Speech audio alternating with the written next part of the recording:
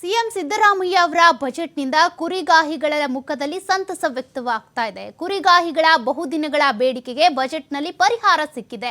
ಸಿಎಂರನ್ನ ಹಾಡಿ ಹೊಗಳಿದ್ದಾರೆ ಬಾಗಲಕೋಟೆಯ ಕುರಿಗಾಹಿಗಳು.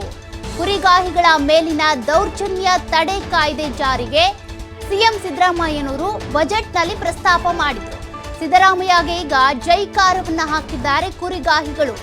ಎಲ್ಲೆಂದರಲ್ಲಿ ಅರಣ್ಯ ಪ್ರದೇಶಗಳಲ್ಲಿ ಈ ರೀತಿ ಕುರಿ ಕಾಯುವಂತಿಲ್ಲ, ಮೇಯೋದಕ್ಕೆ ಬಿಡುವಂತಿಲ್ಲ ಅನ್ನುವಂಥ ಒಂದಷ್ಟು ತಡೆಯಾಜ್ಞೆಗಳೇನಿದ್ವು ಆ ಕಾಯ್ದೆಗೆ ಸಂಬಂಧಪಟ್ಟಂತೆ ಸಿಎಂ ಸಿದ್ದರಾಮಯ್ಯ ಬಜೆಟ್ನಲ್ಲಿ ಕೂಡ ಪ್ರಸ್ತಾಪವನ್ನ ಮಾಡಿದ್ರು. ಕುರಿಗಾಹಿಗಳ ಒಂದಷ್ಟು ಬೇಡಿಕೆಗಳೇನಿದ್ದಾವೆ ಅದರ ಬಗ್ಗೆ ಕೂಡ ಮಾತನಾಡಿದ್ರು. ಅದಕ್ಕೆ ಸಂಬಂಧಪಟ್ಟಂತೆ ಕ್ರಮವನ್ನ ವಹಿಸಲಾಗುತ್ತೆ ಅಂತ ಕುರಿಗಾಹಿಗಳ ಬಹುದಿನಗಳ ಬೇಡಿಕೆಗೆ ಬಜೆಟ್ನಲ್ಲಿ ಪರಿಹಾರವನ್ನ ಕೊಟ್ಟಿದ್ದಾರೆ.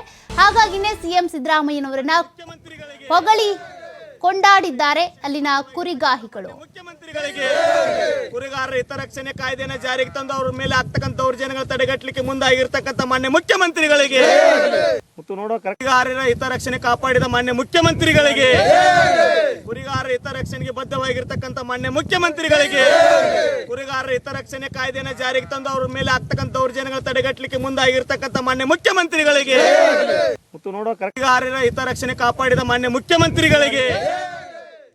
ಈ ಬಗ್ಗೆ ನಮ್ಮ ಪ್ರತಿನಿಧಿ ಕುರಿಗಾಹಿಗಳ ಜೊತೆ ಮಾತನಾಡಿಸಿದ್ದಾರೆ. ಏನ್ ಹೇಳಿದ್ರು ನೋಡೋಣ ಬನ್ನಿ.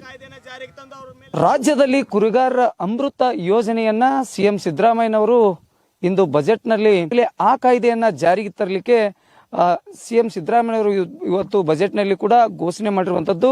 ಈಗ ಪ್ರಮುಖವಾಗಿ ಕುರಿಗಾಯಿಗಳಿಗೆ ಸಾಕಷ್ಟು ರೀತಿಯ ಅನ್ಯಾಯ ಮತ್ತು ಅದರ ಜೊತೆಗೆ ಏನಪ್ಪಾ ಅಂತಂದ್ರೆ ಕುರಿಗಾಯಿಗಳ ಬದುಕು ಅತಂತ್ರದ ಸ್ಥಿತಿಗೆ ಬಂದಿತ್ತು. ಹೀಗಾಗಿ ಇವತ್ತು ಬಜೆಟ್ನಲ್ಲಿ ಯಾವೆಲ್ಲ ವಿಚಾರಗಳನ್ನ ಕುರಿಗಾಯಿಗಳಿಗೆ ಒಂದು ಯಾವ ರೀತಿಯಾಗಿ ಬಜೆಟ್ನಲ್ಲಿ ಒಂದು ವಿಶೇಷವಾಗಿ ಪ್ರಮುಖವಾಗಿ 70 ವರ್ಷದ ಒಂದು ಸ್ವಾತಂತ್ರ್ಯ ಪೂರ್ವದಲ್ಲಿ ಕೂಡ ಇಂಥ ಸಮಸ್ಯೆಗಳನ್ನ ಎದುರಿಸುವಂತ ಸಂದರ್ಭ ಕೂಡ ಕುರಿಗಾಯಿಗಳಿಗಿತ್ತು. ಈ ಬಾರಿ ಬಜೆಟ್ನಲ್ಲಿ ಕುರಿಗಾಯಿಗಳಿಗೆ ಒಂದು ಪ್ರಾಮುಖ್ಯತೆಯನ್ನ ಈ ಬಾರಿ ಬಜೆಟ್ನಲ್ಲಿ ಕೊಟ್ಟಿದ್ದಾರೆ. ಯಾವ ರೀತಿಯಾಗಿ ಸಿದ್ದರಾಮಯ್ಯನವರ ಬಜೆಟ್ ನಿಮಗೆ ಅನಿಸ್ತಾ ಇದೆ?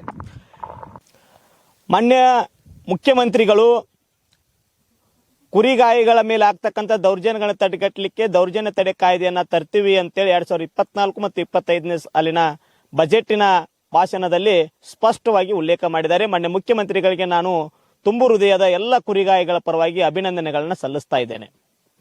ಕುರಿಗಾಯಿಗಳ ಬದುಕು ಹಾಗೂ ಪಶುಪಾಲಕರ ಬದುಕು ಬಹಳ ಹೀನಾಯ ಸ್ಥಿತಿಯಲ್ಲಿ ಇವತ್ತಿನ ಸಂದರ್ಭದಲ್ಲಿ ಇದೆ.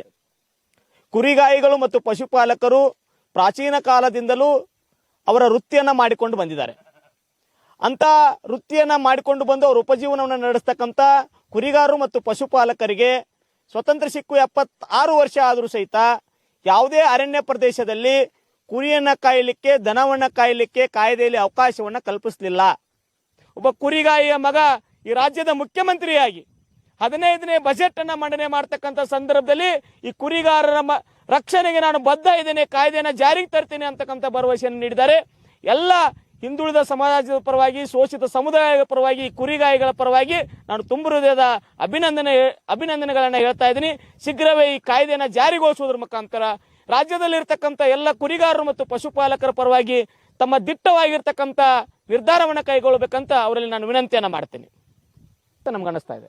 ಇದಿಷ್ಟು ರಾಜ್ಯದ ಒಂದು ಕುರಿಗಾಯಿಯ ಮಗ ಮುಖ್ಯಮಂತ್ರಿಯಾಗಿ ಕುರಿಗಾಯಿಯ ಬದುಕನ್ನ ಅರ್ಥ ಮಾಡ್ಕೊಂಡಿದ್ದಾರೆ. ಯಾಕಂತಂದ್ರೆ ಕುರಿಗಾಯಿಗಳು ಇರ್ತಕ್ಕಂಥ ಸೌಕರ್ಯಗಳ ಬಗ್ಗೆ ಬಹಳಷ್ಟು ತಿಳುವಳಿಕೆಯ ಇದ್ದವರು ಇವತ್ತು ಮುಖ್ಯಮಂತ್ರಿಗಳಾಗಿದ್ದಾರೆ. ಯಾವ ರೀತಿಯಾಗಿ ಒಂದೇ ವರ್ಗದಲ್ಲಿ ಕುರಿಗಾಯಿಗಳು ಇಲ್ಲ. ಯಾಕಂತಂದ್ರೆ ನೋಡಬಹುದು, ವಿಶೇಷವಾಗಿ ಆಯಾ ವರ್ಗದಲ್ಲಿ ಕುರಿಗಾಯಿಗಳ ಬದುಕು ಅತಂತ್ರವಾಗಿರುತ್ತೆ. ಕುರಿಗಾಯಿಗಳ ಒಂದು ಅತ್ಯಾಚಾರಗಳ ಬೆಸಗಿದ್ದಾವೆ, ಕುರಿಗಾಯಿಗಳ ಮರ್ಡರ್ಗಳಾಗಿದ್ದಾವೆ ಅಂತಕ್ಕಂಥ ಸಾಕಷ್ಟು ಉದಾಹರಣೆಗಳನ್ನ ಇಲ್ಲಿ ಕೊಟ್ಟಿರುವಂತದ್ದು. ಯಾಕಂತಂದ್ರೆ ಇಂಥ ಸಮಸ್ಯೆಗಳನ್ನ ಎತ್ಕೊಂಡು ಸಿಎಂ ಸಿದ್ದರಾಮಯ್ಯನವರು ಒಂದು ಭರವಸೆಯ ಬಜೆಟ್ನಲ್ಲಿ ಒಂದು ಕಾಯ್ದೆಯನ್ನ ತರಲಿಕ್ಕೆ ಮುಂದಾಗಿದ್ದಾರೆ. ಇದಕ್ಕೆ ಕುರಿಗಾಯಿಗಳು ಕೂಡ ಬಹಳಷ್ಟು ಸಂತಸವನ್ನ ಕೂಡ ವ್ಯಕ್ತಪಡಿಸಿದ್ದಾರೆ ಅಂತ ಹೇಳ್ಬೋದು. ಇದಿಷ್ಟು ಬಾಗಲಕೋಟೆಯಿಂದ ಗುರು ಹಿರೇಮಠ್, TV5 ಕನ್ನಡ.